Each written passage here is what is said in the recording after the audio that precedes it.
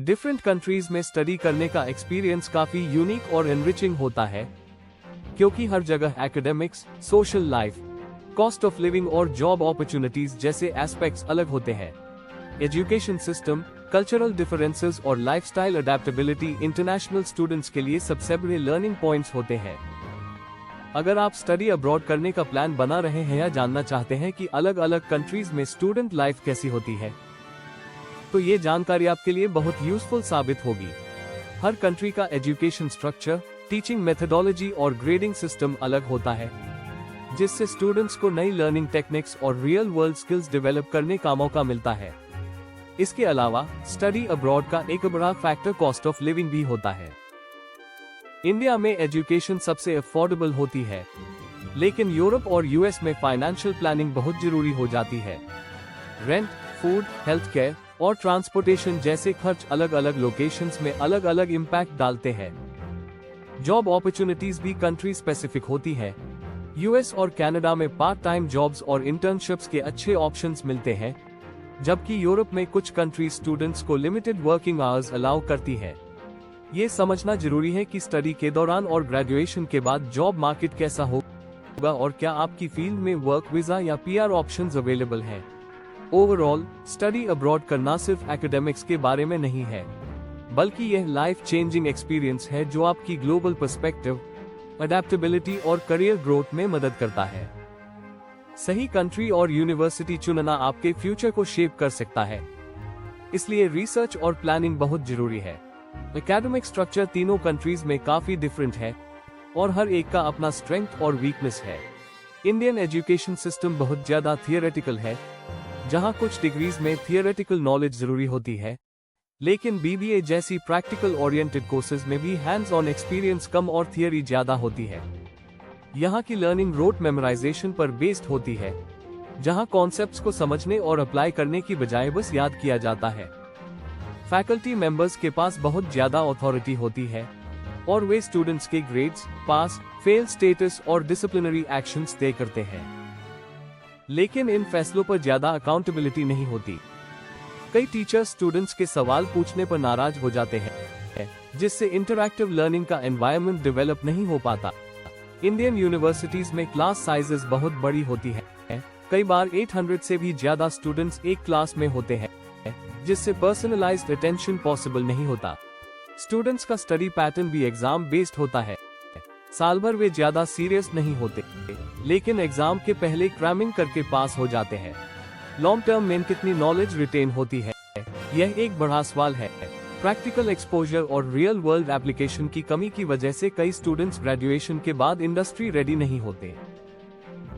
हालांकि कुछ top universities और आईआईटीज में रिसर्च और इनोवेशन को बढ़ावा दिया जाता है, लेकिन ओवरऑल एजुकेशन सिस्टम में रिफॉर्म्स की जरूरत है। इंडियन एजुकेशन सिस्टम की सबसे बड़ी स्ट्रेंथ इसकी अफोर्डेबिलिटी और स्ट्रॉन्ग थियोरेटिकल फाउंडेशन है, लेकिन वीकनेसेस में outdated syllabus, limited industry exposure और प्रैक्टिकल नॉलेज की कमी शामिल है। अगर एजुकेशन सिस्टम में मोर एक्सपीरियंशियल लर्निंग, इंटर्नशिप्स और स्किल बेस्ड ट्रेनिंग को इंटीग्रेट किया जाए, तो इंडियन स्टूडेंट्स ग्लोबल लेवल पर और भी कम्पिटिटिव बन सकते हैं। यूरोप में एकेडमिक्स ज्यादा बैलेंस्ड और स्टूडेंट सेंट्रिक होता है। क्लासेस में स्टूडेंट्स की संख्या ज्यादा हो सकती है, लेकिन करिकुलम इस तरह डिजाइन किया गया है कि स्टूडेंट्स को कंटिन्यूअसली एंगेज किया जाए। यहाँ लर्निंग सिर्फ लेक्चर्स तक सीमित नहीं होती, बल्कि असाइनमेंट्स, प्रेजेंटेशंस और ग्रुप प्रोजेक्ट्स का एक स्ट्रक्चर्ड सिस्टम होता है। असाइनमेंट्स और प्रेजेंटेशंस वीकली बेसिस पर सबमिट करने पड़ते हैं, जिससे स्टूडेंट्स को हर हफ्ते पढ़ाई में एक्टिवली शामिल रहना पड़ता है। चूंकि इन प्रोजेक्ट्स को ग्रेड किया जाता है, इसलिए स्टूडेंट्स मजबूरन एफर्ट डालते हैं और यही अप्रोच लर्निंग को और ज्यादा इफेक्टिव बनाता है। यहाँ रोट मेमोराइजेशन की जगह कंसेप्चुअल अंडरस्टैंडिंग और क्रिटिकल थिंकिंग पर ज्यादा जोर दिया जाता है। सिस्टम स्टूडेंट्स को ट्रिक करता है लर्निंग करने के लिए, यानी बार बार प्रोजेक्ट्स, केस स्टडीज और डिस्कशंस के जरिए उन्हें पढ़ाई में शामिल किया जाता है। इससे एकेडमिक प्रेशर इवनली डिस्ट्रीब्यूटेड रहता है और एग्जाम के समय लास्ट मिनट क्रैमिंग करने की जरूरत नहीं पड़ती। प्रैक्टिकल एप्लीकेशन पर जोर होने की वजह से यूरोपियन यूनिवर्सिटीज से पास आउट होने वाले स्टूडेंट्स रियल वर्ल्ड चैलेंजेस के लिए ज्यादा प्रिपेयर्ड होते हैं। Overall European education system learning को इंटरैक्टिव और प्रैक्टिकल बनाता है, जिससे स्टूडेंट्स न सिर्फ थियोरेटिकल कॉन्सेप्ट समझते हैं बल्कि उन्हें इफेक्टिवली अप्लाई करना भी सीखते हैं। यही वजह है कि European graduates global job market में हाई डिमांड में रहते हैं। यूएस में एजुकेशन सिस्टम यूरोपियन और इंडियन सिस्टम से काफी अलग है। यहाँ कोई लंबा लेक्चर नहीं होता, बल्कि लर्निंग डिस्कशंस, डिबेट्स और इंटरैक्टिव एक्टिविटीज के जरिए होती है। प्रोफेसर्स ट्रेडिशनल टीचिंग के बजाय कन्वर्सेशंस को गाइड करते हैं और क्रिटिकल थिंकिंग को एनकरेज करते हैं, जिससे स्टूडेंट्स पैसिव लिसनर्स की बजाय एक्टिव पार्टिसिपेंट्स बन जाते हैं। क्लासेस शॉर्ट होती हैं, लगभग 50 मिनट से 1 आवर तक, जिससे स्टूडेंट्स की अटेंशन स्पैन बनाए रखने में मदद मिलती है। यहाँ ग्रेडिंग का मेजर कंपोनेंट क्लास पार्टिसिपेशन होता है, लेकिन सिर्फ बोलने से अच्छा ग्रेड नहीं मिलता, बल्कि मीनिंगफुल कंट्रीब्यूशन जरूरी होता है। स्टूडेंट्स को अपने पॉइंट्स लॉजिकली प्रेजेंट करने और प्रोफेसर्स तथा क्लासमेट के साथ एंगेज करने की आदत डालनी पड़ती है।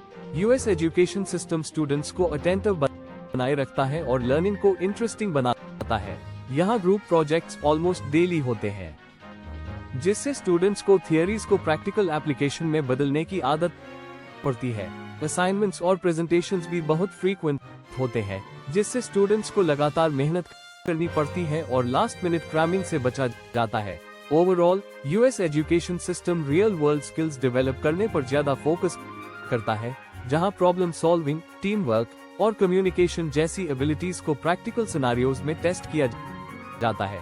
यही कारण है कि यूएस यूनिवर्सिटीज से पास आउट होने वाले स्टूडेंट्स जॉब मार्केट में हाईली स्किल्ड और इंडस्ट्री रेडी माने जाते हैं। कॉस्ट ऑफ लिविंग तीनों प्लेसेस में काफी अलग अलग होती है, और जहां इंडिया सबसे अफोर्डेबल है, वहीं यूरोप और यूएस में फाइनेंशियल चैलेंजेस ज्यादा होते हैं। इंडिया में स्टडी करना सबसे सस्ता ऑप्शन है, क्योंकि यहाँ ट्यूशन फीस और डेली एक्सपेंसेस काफी कम होते हैं। अगर कोई स्टूडेंट रेंट पे करता है तो उसका खर्च 10,000 से लेकर 1 लाख रुपीस पर मंथ तक हो सकता है, जो उसकी लाइफस्टाइल, लोकेशन और अकोमोडेशन टाइप पर डिपेंड करता है। पीजीज और शेयर्ड अपार्टमेंट्स बजट फ्रेंडली होते हैं, लेकिन मेट्रो सिटीज जैसे बेंगलोर, मुंबई या दिल्ली में इंडिपेंडेंट रहने की कॉस्ट काफी ज्यादा हो सकती है। फ्रांस में रेंट 500 यूरोस के आसपास होती है, लेकिन यहाँ गवर्नमेंट सब्सिडीज अवेलेबल है, जिससे 200 यूरोस वापस मिल जाते हैं और एक्चुअल रेंट सिर्फ 300 यूरोस पर मंथ रह जाता है। पब्लिक ट्रांसपोर्ट बहुत सब्सिडाइज्ड होता है, जिससे 360 यूरोस पर ईयर में पूरे पेरिस रीजन में अनलिमिटेड ट्रैवल किया जा सकता है। स्टूडेंट्स को कई फाइनेंशियल बेनिफिट्स मिलते हैं, जिससे डेली एक्सपेंसेस मैनेजेबल रहते हैं। यूएस की कॉस्ट ऑफ लिविंग पूरी तरह लोकेशन पर डिपेंड करती है। न्यूयॉर्क जैसे बड़े सिटीज में रेंट ही $2,500 $3,500 पर मंथ तक हो सकता है, जबकि छोटे टाउन्स में शेयर्ड अपार्टमेंट्स में $600 $1,000 तक में अकोमोडेशन मिल सकता है। ट्रांसपोर्टेशन कॉस्ट भी सिटी स्पेसिफिक होती है, जहां न्यूयॉर्क और शिकागो में पब्लिक ट्रांसपोर्ट अच्छा है, वहीं स्मॉलर टाउन्स में स्टूडेंट्स को कार खरीदनी पड़ती है या राइड शेयरिंग सर्विसेज पर डिपेंड करना पड़ता है, जिससे मंथली एक्सपेंसेस बढ़ जाते हैं। यूएस में सबसे बड़ा हिडन एक्सपेंस हेल्थ इंश्योरेंस है, जो इंटरनेशनल स्टूडेंट्स के लिए बहुत महंगा होता है। मुझे सिर्फ 5 मंथ्स के लिए $2,000 पे करना पड़ा, जो कि फ्रांस के फ्री हेल्थ केयर सिस्टम के मुकाबले बहुत कॉस्टली है। फ्रांस में स्टूडेंट्स को गवर्नमेंट सपोर्टेड हेल्थ इंश्योरेंस मिलता है, जिससे मेडिकल एक्सपेंसेस ऑलमोस्ट जीरो हो जाते हैं, लेकिन यूएस में इंश्योरेंस के बिना हेल्थ केयर बहुत महंगा हो सकता है। ओवरऑल इंडिया में लिविंग कॉस्ट काफी लो है, लेकिन यूरोप में सब्सिडीज और डिस्काउंट्स इस खर्च को बैलेंस कर देते हैं। यूएस में एक्सपेंसेस सबसे ज्यादा होते हैं और स्टूडेंट्स को फाइनेंशियल प्लानिंग और बजटिंग पर ज्यादा ध्यान देना पड़ता है। स्टडी अब्रॉड करने वाले स्टूडेंट्स के लिए समझना जरूरी है कि लिविंग एक्सपेंसेस सिर्फ ट्यूशन फीस तक सीमित नहीं होते, और स्मार्ट फाइनेंशियल डिसीजंस लेने से लॉन्ग टर्म में काफी फायदा हो सकता है। पार्ट टाइम और फुल टाइम जॉब्स की अवेलेबिलिटी स्टडी अब्रॉड को फाइनेंशियली फीजिबल बनाने में बहुत बड़ी भूमिका निभाती है। इंडिया में पार्ट टाइम जॉब्स बहुत रेयर हैं, और जो लोग रेस्टोरेंट्स, डिलीवरी सर्विसेज या कस्टमर सर्विस में काम करते हैं, उन्हें सोसाइटी में कमतर समझा जाता है। इस वजह से स्टूडेंट्स पढ़ाई के दौरान फाइनेंशियल इंडिपेंडेंस हासिल नहीं कर पाते और अक्सर पूरी तरह फैमिली सपोर्ट पर डिपेंड रहते हैं। यूरोप और यूएस में यह माइंडसेट बिल्कुल अलग है। यहाँ students commonly restaurants, malls, retail stores या रिसर्च और टीचिंग असिस्टेंट के तौर पर काम करते हैं। यूरोपियन कंट्रीज में स्टूडेंट्स को 20 आवर्स पर वीक तक काम करने की अनुमति होती है, जिससे वे अपने रेंट और डेली एक्सपेंसेस मैनेज कर सकते हैं। कई स्टूडेंट्स इंटर्नशिप्स और अप्रेंटिसशिप्स के जरिए प्रोफेशनल एक्सपीरियंस भी हासिल कर लेते हैं, जो उन्हें ग्रेजुएशन के बाद जॉब मार्केट में एक एज देता है। यूएस में पार्ट टाइम वर्क ऑप्शंस थोड़े लिमिटेड होते हैं, क्योंकि इंटरनेशनल स्टूडेंट्स सिर्फ ऑन कैंपस जॉब्स कर सकते हैं। हालांकि यूनिवर्सिटीज में लाइब्रेरीज, कैफेटेरियाज, एडमिनिस्ट्रेटिव ऑफिसेज और रिसर्च लैब्स में जॉब्स अवेलेबल होती हैं, जिससे स्टूडेंट्स कुछ इनकम जनरेट कर सकते हैं। लेकिन ऑफ कैंपस जॉब्स की अनुमति नहीं होती, जिससे स्टूडेंट्स के अर्निंग पोटेंशियल पर लिमिटेशन आ जाती है। ग्रेजुएशन के बाद फुल टाइम जॉब ढूंढना इंटरनेशनल स्टूडेंट्स के लिए स्ट्रेसफुल हो सकता है। फ्रांस में इंटरनेशनल स्टूडेंट्स को 1 साल का जॉब सर्च वीजा मिलता है, जिसे 2 इयर्स तक एक्सटेंड किया जा सकता है, जिससे उन्हें जॉब ढूंढने का ज्यादा समय मिल जाता है। दूसरी ओर यूएस में स्टूडेंट्स को ग्रेजुएशन के सिर्फ 3 मंथ्स के अंदर जॉब सिक्योर करनी होती है, वरना उन्हें वापस अपने कंट्री लौटना पड़ता है। यह एक बहुत बड़ा रिस्क होता है, खासकर उनके लिए जिन्होंने बड़े एजुकेशन लोन्स लिए होते हैं और रीपेमेंट की चिंता होती है। इंडिया में जॉब पाना सबसे आसान होता है, क्योंकि यहाँ वर्क वीजा जैसी कॉम्प्लिकेशंस नहीं होती। कंपटीशन जरूर हाई है, लेकिन स्किल्ड प्रोफेशनल्स के लिए एम्पल अपॉर्चुनिटीज होती है। अगर कैंडिडेट के पास सही क्वालिफिकेशंस और स्किल्स है, तो जॉब सिक्योरिटी और करियर ग्रोथ की संभावनाएं ज्यादा होती हैं। Overall study abroad financially beneficial हो सकता है अगर स्टूडेंट्स पार्ट टाइम जॉब्स कर सके और ग्रेजुएशन के बाद स्टेबल जॉब अपॉर्चुनिटीज मिले। लेकिन यूएस में जॉब सिक्योरिटी का रिस्क ज्यादा होता है, जबकि यूरोप ज्यादा फ्लेक्सिबिलिटी और टाइम देता है जॉब सर्च के लिए। इंडिया में जॉब मार्केट कम्पिटिटिव जरूर है, लेकिन वीजा जैसी कोई परेशानी नहीं होती, जिससे लॉन्ग टर्म स्टेबिलिटी आसान हो जाती है। हर कंट्री के अपने एडवांटेजेस और ड्रॉबैक्स होते हैं, और स्टडी अब्रॉड का सही डिसीजन आपकी प्रायोरिटीज, बजट और करियर गोल्स पर डिपेंड करता है। इंडिया सबसे अफोर्डेबल ऑप्शन है, जहां ट्यूशन फीस और लिविंग कॉस्ट्स काफी कम है और एम्पल जॉब अपॉर्चुनिटीज अवेलेबल होती हैं। लेकिन यहाँ क्वालिटी एजुकेशन और प्रैक्टिकल एक्सपोजर की कमी महसूस की जा सकती है, खासकर अगर आप टॉप टियर यूनिवर्सिटीज में नहीं पढ़ रहे हैं। फ्रांस में एजुकेशन सिस्टम बैलेंस्ड और स्ट्रक्चर्ड है, जहां थियोरेटिकल और प्रैक्टिकल लर्निंग का अच्छा मिक्स मिलता है। गवर्नमेंट सब्सिडीज की वजह से एजुकेशन कॉस्ट भी कम हो जाती है, जिससे स्टूडेंट्स पर फाइनेंशियल बर्डन कम पड़ता है। लेकिन लैंग्वेज प्रोफिशिएंसी एक चैलेंज हो सकता है, क्योंकि जॉब मार्केट में कंपटीशन टफ होता है और फ्रेंच कंपनीज लोकल लैंग्वेज को प्राथमिकता देती है। यूएस में वर्ल्ड क्लास एजुकेशन और रिसर्च अपॉर्चुनिटीज अवेलेबल हैं, और यहाँ के यूनिवर्सिटीज ग्लोबल रैंकिंग्स में टॉप पर आती है।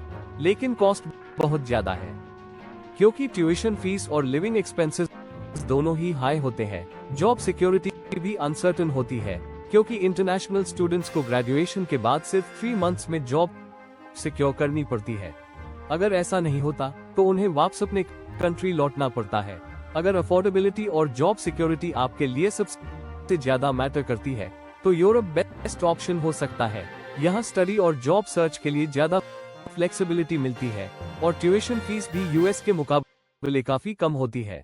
अगर आपको ग्लोबल एक्सपोजर चाहिए और आप फाइनेंशियल रिस्क ले सकते हैं, तो यूएस एक अच्छा ऑप्शन साबित हो सकता है।